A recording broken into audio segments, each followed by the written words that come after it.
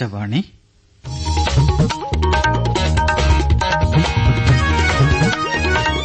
നമസ്കാരം. പ്രാദേശിക വാർത്തകൾ വായിക്കുന്നത് ഹക്കിം കൂട്ടായി. പ്രധാന വാർത്തകൾ. കേന്ദ്ര ചരക്ക് സേവന നികുതി രണ്ടാം ഭേദഗതി ബില്ലും നികുതി പ്രൊവിഷണൽ കളക്ഷൻ ബില്ലും പാർലമെന്റ് പാസാക്കി. 2047ഓടെ ഇന്ത്യയെ വികസിത രാജ്യമാക്കി മാറ്റുന്നതിൽ വിദ്യാഭ്യാസ ആരോഗ്യ മേഖലകളുടെ വികസനം പ്രധാന പങ്ക് വഹിക്കുമെന്ന് രാഷ്ട്രപതി ദ്രൌപദി മുർമു. EV രാമകൃഷ്ണന് ഈ വർഷത്തെ കേന്ദ്ര സാഹിത്യ അക്കാദമി അവാർഡ്. വികസിത് ഭാരത് സങ്കല്പയാത്ര സംസ്ഥാനത്ത് വിജയകരമായി പുരോഗമിക്കുന്നു. ശബരിമല ഗ്രീൻഫീൽഡ് വിമാനത്താവളത്തിന് ഭൂമി ഏറ്റെടുക്കുന്നതിന് നടപടികളുമായി മുന്നോട്ടു പോകാൻ ഉത്തരവ് പുറപ്പെടുവിച്ചതായി മന്ത്രി കെ രാജൻ. ഇന്ത്യ ദക്ഷിണാഫ്രിക്ക ഏകദിന ക്രിക്കറ്റ് പരമ്പരയിലെ അവസാന മത്സരം വൈകിട്ട്. വാർത്തകൾ വിശദമായി. കേന്ദ്ര ചരക്ക് സേവന നികുതി രണ്ടാം ഭേദഗതി ബില്ലും നികുതി പ്രൊവിഷണൽ കളക്ഷൻ ബില്ലും പാർലമെന്റ് പാസാക്കി. ലോക്സഭ നേരത്തെ പാസാക്കിയ ബില്ലുകൾ രാജ്യസഭയും ഇന്നലെ അംഗീകരിച്ചു. കേന്ദ്ര ഗവൺമെന്റിന് അപ്പലേറ്റ് ട്രിബ്യൂണൽ സ്ഥാപിക്കുന്നതിന് അനുവാദം നൽകുന്നതാണ് കേന്ദ്ര ചരക്ക് സേവന നികുതി ഭേദഗതി ബിൽ. ട്രിബ്യൂണൽ പ്രസിഡന്റിന്റെ പ്രായം 67-ൽ നിന്ന് 70 ആക്കാനും അംഗങ്ങളുടേത് 65-ൽ നിന്ന് 67 ആക്കാനും ബില്ലിൽ വ്യവസ്ഥയുണ്ട്. 10 വർഷത്തെയെങ്കിലും പ്രവർത്തന പരിചയമുള്ള അഭിഭാഷകരെ ജുഡീഷ്യൽ അംഗങ്ങളായി നിയമിക്കാം. 1931-ലെ പ്രൊവിഷണൽ കളക്ഷൻ ഓഫ് ടാക്സസ് നിയമം റദ്ദാക്കാനാണ് പുതിയ ബിൽ കൊണ്ടുവന്നത്. ഇടക്കാല കസ്റ്റംസ് എക്സൈസ് തീരുവകൾ ചുമത്തുന്നതിനോ വർദ്ധിപ്പിക്കുന്നതിനോ നിയമം വ്യവസ്ഥ ചെയ്യുന്നു. 2047ഓടെ ഇന്ത്യയെ വികസിത രാജ്യമാക്കി മാറ്റുന്നതിൽ വിദ്യാഭ്യാസ ആരോഗ്യ മേഖലകളുടെ വികസനം പ്രധാന പങ്ക് വഹിക്കുമെന്ന് രാഷ്ട്രപതി ദ്രൌപദി മുർമു പറഞ്ഞു. ആരോഗ്യ വിദ്യാഭ്യാസ മേഖലകളിലെ സ്ത്രീകളുടെയും അടിച്ചമർത്തപ്പെട്ടവരുടെയും ആവശ്യങ്ങൾക്ക് മുൻഗണന നൽകണമെന്നും സെക്കന്ദരാബാദിൽ നടന്ന MNR വിദ്യാഭ്യാസ സ്ഥാപനങ്ങളുടെ സുവർണ ജൂബിലി ആഘോഷങ്ങളെ അഭിസംബോധന ചെയ്യവെ രാഷ്ട്രപതി പറഞ്ഞു. കുവൈത്ത് അമീറായി ചുമതലയേറ്റ ഷെയ്ഖ് മെഷാൽ അൽ അഹമ്മദ് അൽ ജാബിർ അൽ സബാഹിന് പ്രധാനമന്ത്രി നരേന്ദ്രമോദി ആശംസ നേർന്നു. വരും വർഷങ്ങളിൽ ഇരു രാജ്യങ്ങളും തമ്മിലെ ബന്ധം കൂടുതൽ ശക്തിപ്പെടുമെന്നും കുവൈറ്റിലെ ഇന്ത്യൻ സമൂഹം അഭിവൃദ്ധി പ്രാപിക്കുന്നത് തുടരുമെന്നും പ്രധാനമന്ത്രി ആത്മവിശ്വാസം പ്രകടിപ്പിച്ചു. ഈ വർഷത്തെ കേന്ദ്ര സാഹിത്യ അക്കാദമി അവാർഡുകൾ പ്രഖ്യാപിച്ചു. മലയാളത്തിൽ നിന്ന് നിരൂപകനും ഗ്രന്ഥകാരനുമായ EV രാമകൃഷ്ണൻ രചിച്ച മലയാള നോവലിന്റെ ദേശകാലങ്ങൾ എന്ന പഠന ഗ്രന്ഥത്തിനാണ് അവാർഡ്. ഇന്ത്യയുടെ നോവൽ പശ്ചാത്തലത്തിൽ മലയാള നോവലുകളെ മുൻനിർത്തി ദേശീയതയുടെ പരിവേഷങ്ങളെയും നിഗൂഢവൽക്കരണങ്ങളെയും അപഗ്രഥിക്കുന്ന ഗ്രന്ഥമാണ് EV രാമകൃഷ്ണന്റേത്. കണ്ണൂർ വിളയങ്കോട് സ്വദേശിയായ രാമകൃഷ്ണൻ സൌത്ത് ഗുജറാത്ത് സർവകലാശാലയിൽ നിന്ന് ഇംഗ്ലീഷ് അധ്യാപകനായാണ് വിരമിച്ചത്. 24 ഭാഷകളിലായി 9 കവിതാ സമാഹാരങ്ങൾ, 5 ചെറുകഥാ സമാഹാരങ്ങൾ, 3 ഉപന്യാസങ്ങൾ, ഒരു സാഹിത്യ പഠനം എന്നിവയ്ക്കാണ് ഈ വർഷം കേന്ദ്ര സാഹിത്യ അക്കാദമി അവാർഡുകൾ പ്രഖ്യാപിച്ചത്. 1 ലക്ഷം രൂപയും ഫലകവും ഷാളും അടങ്ങുന്ന അവാർഡ് മാർച്ച് 12-ന് സമ്മാനിക്കും. കേന്ദ്ര ഗവൺമെന്റിന്റെ വികസന ജനക്ഷേമ പദ്ധതികൾ സമൂഹത്തിന്റെ എല്ലാ തലങ്ങളിലും എത്തിക്കുക എന്ന ലക്ഷ്യത്തോടെ വികസിത് ഭാരത് സങ്കല്പയാത്ര സംസ്ഥാനത്ത് വിജയകരമായി പുരോഗമിക്കുന്നു. Desk report. തിരുവനന്തപുരത്ത് പോത്തൻകോട്, അണ്ടൂർകോണം ഗ്രാമപഞ്ചായത്തുകളിലാണ് ഇന്ന് വികസിത് ഭാരത് സങ്കല്പയാത്ര പര്യടനം നടത്തുന്നത്. കൊല്ലം ജില്ലയിലെ 40 പഞ്ചായത്തുകളിൽ പര്യടനം പൂർത്തിയാക്കി യാത്ര ഇന്ന് കുന്നത്തൂർ, ശൂരനാട് ഗ്രാമപഞ്ചായത്തുകളിലെത്തും. ആലപ്പുഴയിൽ ചെട്ടിക്കുളങ്ങര, തെക്കേക്കര, കോട്ടയത്ത് കരൂർ, ഭരണങ്ങാനം, എറണാകുളം ജില്ലയിൽ പായിപ്ര, വാളകം പഞ്ചായത്തുകളിലാണ് വികസിത് ഭാരത് യാത്രയുടെ ഇന്നത്തെ പര്യടനം. പാലക്കാട് ജില്ലയിൽ ഇന്ന് എലവഞ്ചേരി, മേലാർകോട് പഞ്ചായത്തുകളിലും ഒറ്റപ്പാലം, ഷൊർണൂർ നഗരസഭകളിലും യാത്രയെത്തും.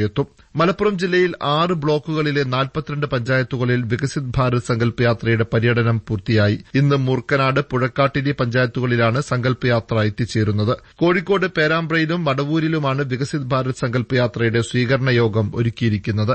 കണ്ണൂരിൽ നഗരപ്രദേശത്തെ യാത്രയ്ക്ക് രാവിലെ പയ്യന്നൂർ കോത്തായിമുക്കിൽ തുടക്കം കുറിക്കും. ഉച്ചകഴിഞ്ഞ് പയ്യന്നൂർ പഴയ ബസ് സ്റ്റാൻഡിന് സമീപത്താണ് പരിപാടി. ചെമ്പിലോട്, അഞ്ചരക്കണ്ടി പഞ്ചായത്തുകളിലും യാത്ര എത്തിച്ചേരും. വയനാട്ടിൽ തവിഞ്ഞാൽ, കാസർകോട്, പള്ളിക്കര പഞ്ചായത്തുകളിൽ വികസിത് ഭാരത് സങ്കല്പയാത്ര പര്യടനം നടത്തും. ഭാവി കേരളത്തിന്റെ മുന്നേറ്റം ലക്ഷ്യം വെച്ചാണ് സംസ്ഥാന മന്ത്രിസഭ ഒന്നാകെ ജനങ്ങളുമായി സംവദിക്കുന്ന നവകേരള സദസ്സ് സംഘടിപ്പിക്കുന്നതെന്ന് മുഖ്യമന്ത്രി പിണറായി വിജയൻ പറഞ്ഞു. ശിവഗിരിയിൽ നടന്ന വർക്കല നിയോജകമണ്ഡലം നവകേരള സദസ്സിൽ സംസാരിക്കുകയായിരുന്നു മുഖ്യമന്ത്രി. ഭേദചിന്തയില്ലാത്ത മനുഷ്യനെ സൃഷ്ടിക്കാനാണ് ശ്രീനാരായണ ഗുരു ശ്രമിച്ചതെന്നും അതിലേക്ക് നാം മുന്നേറുകയാണെന്നും മുഖ്യമന്ത്രി പറഞ്ഞു. ജനങ്ങളുടെ ദാസ്യരായാണ് ഈ മന്ത്രിസഭ പ്രവർത്തിക്കുന്നത്. അധികാരം ജനങ്ങളുടെ ക്ഷേമത്തിനു വേണ്ടി ഉപയോഗിക്കണം എന്നതാണ് ഗവൺമെന്റ് നിലപാടെന്നും മുഖ്യമന്ത്രി വ്യക്തമാക്കി. നവകേരള യാത്ര നശീകരണ യാത്രയായി മാറിയെന്ന് UDF കൺവീനർ MM ഹസൻ പറഞ്ഞു.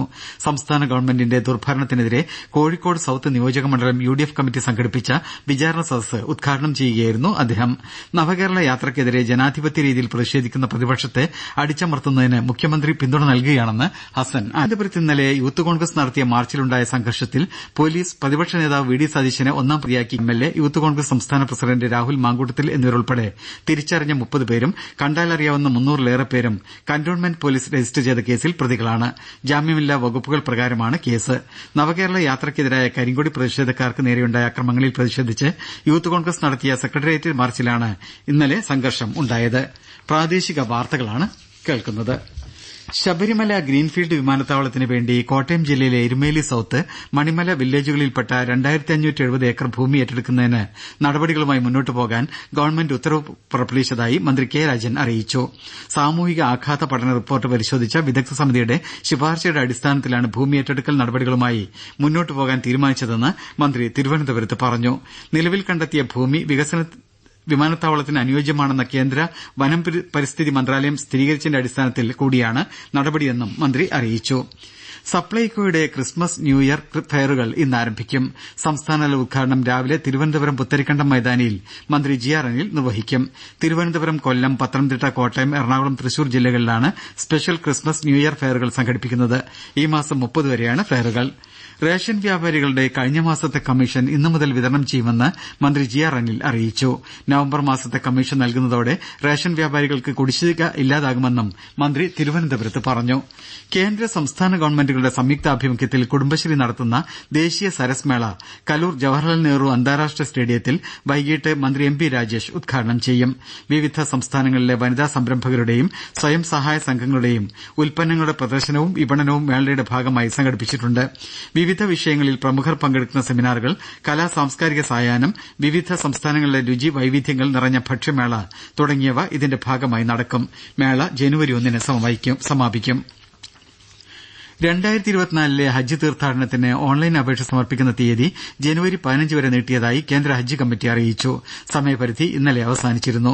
കേരളത്തിൽ ഇതുവരെ 9419 ഓൺലൈൻ അപേക്ഷകൾ ലഭിച്ചിട്ടുണ്ടെന്ന് സംസ്ഥാന ഹജ്ജ് കമ്മിറ്റി അറിയിച്ചു.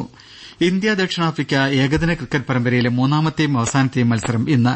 ദക്ഷിണാഫ്രിക്കയിൽ പാളിലെ ബോലാൻ പാർക്കിൽ വൈകിട്ട് 4:30 മത്സരം ആരംഭിക്കും. ഓരോ മത്സരവും ജയിച്ചതിനാൽ ഇരു ടീമുകൾക്കും ഇന്നത്തെ കളി നിർണായകമാണ്. ജയിക്കുന്നവർ പരമ്പര സ്വന്തമാക്കും. ആദ്യ മത്സരത്തിൽ ഇന്ത്യ ദക്ഷിണാഫ്രിക്കയെയും രണ്ടാം മത്സരത്തിൽ ദക്ഷിണാഫ്രിക്ക ഇന്ത്യയെയും 8 വിക്കറ്റിന് തോൽപ്പിച്ചിരുന്നു.